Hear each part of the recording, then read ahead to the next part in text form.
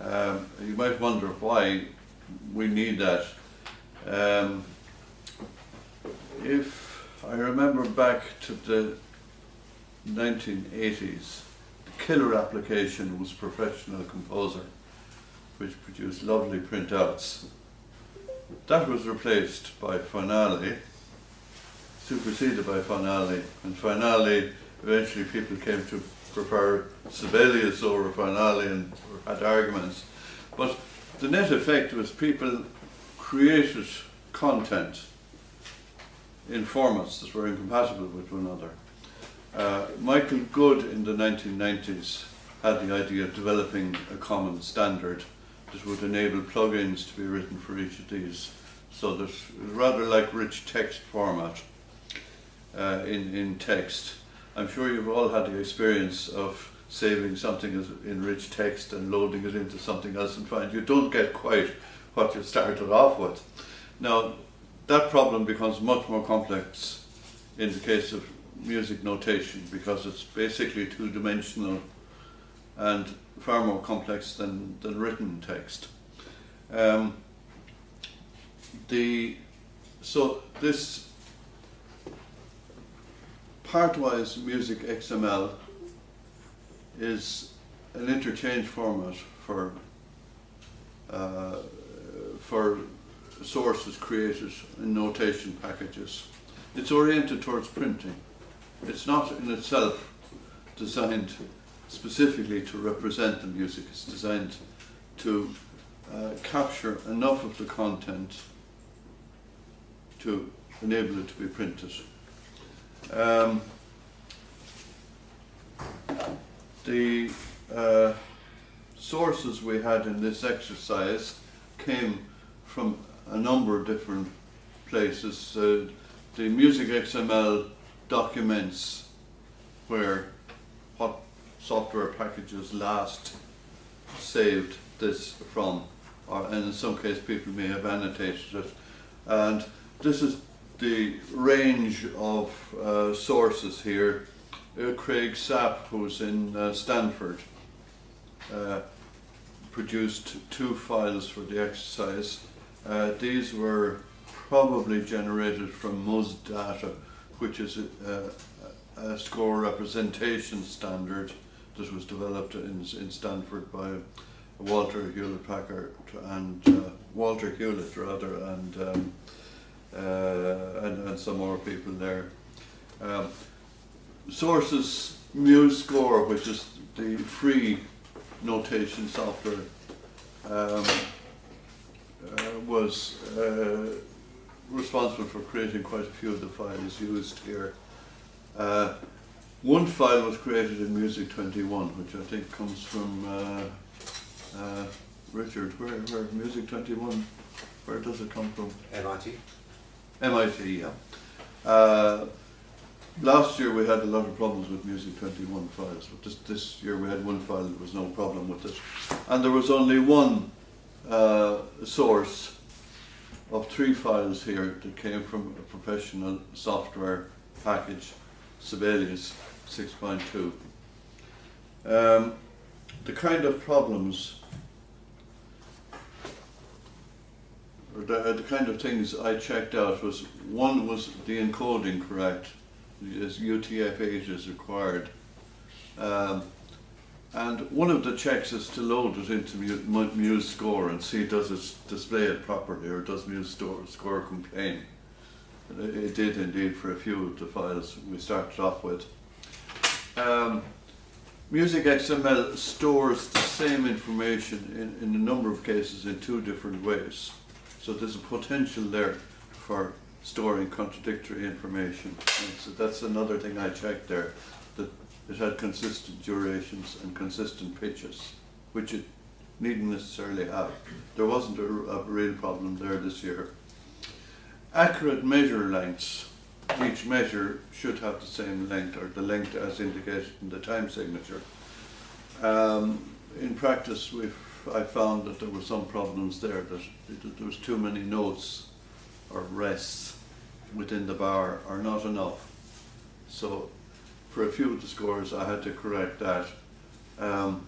the representation of tuplets turned out to be a particular problem. A tuplet is, an example of a tuplet is a triplet. It's basically 3 notes in the time of 2. So there's a ratio of 3 to 2, or it could be 6 in the time of 4, which is the same ratio. But I found that a number of the scores didn't indicate where a tuplet started and where it finished. So you couldn't, in some cases, distinguish between 2 triplets and 1 sextuplet. There are missing entries because of this over specification. The music printing can work with some of the things left out that a performer would need. For example, there was no clefs in some of the lines in the scores. And finally, there were some distortions, which I'll talk about in a minute. If I go through those, we had a number of scores that were in UTF-16. Now, I found it by loading it into Notepad++ and saving it on a PC. That solved that problem. Accurate measure lengths. It was necessary to edit some. The one I can remember doing is the Haydn String Quartet, where the notes didn't add up to the correct bar length in a place, which can cause problems when you try to run analytic software. There is a problem if you're following a score from in software and using an old printed score at the same time.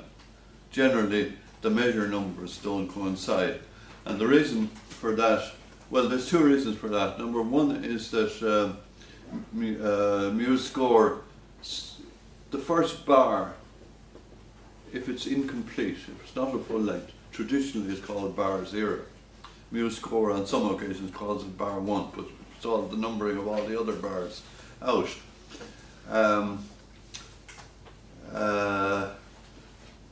On repeats, where there's an alternative bar, again, the traditional practice is not to number the alternative bar, give it a special number. So that the result of this is, if you follow on the computer, if you follow a score on the computer and compare it with the printed score from a published score, you'll find your bar count may be out by quite a bit by the time you reach the end of the score. And it can cause confusion in that you're looking for bar 120 and you find it's really bar 130, something like that. The notation packages seem to do their own thing on numbering, which is out of not consistent with the traditional practice.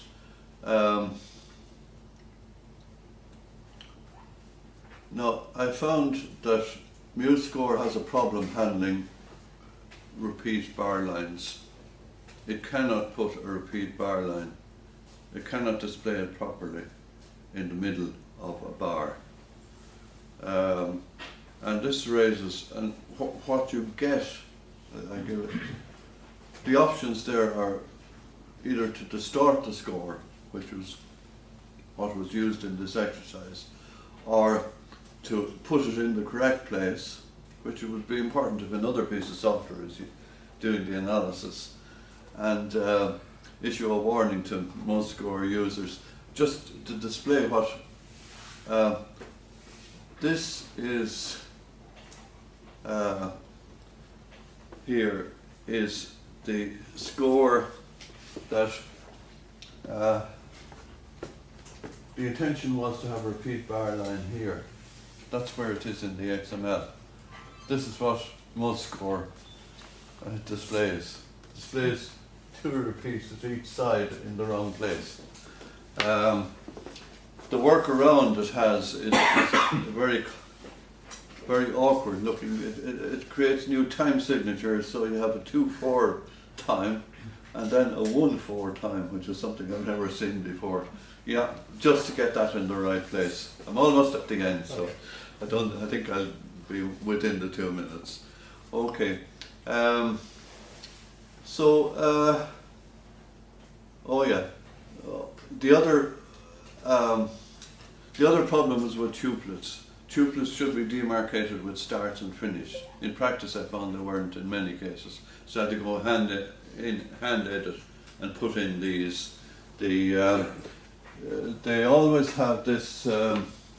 These are the ratio tuplets. This is 6 in the time of 4, or it could be 3 in the time of 2 in some cases. But really, we need to say where the tuplet starts and where it finishes. So, and those are often left out in whatever way these things are generated, whatever software these are generated from. That's it. If you want to see what the music XML looks like, there's about the simplest score possible. That's the amount of XML to create that. But if you load that into a program and then save it, what you get is all the dimensions. After all, these are printing programs, so you get that much. And that's for one note. Okay, that's about it.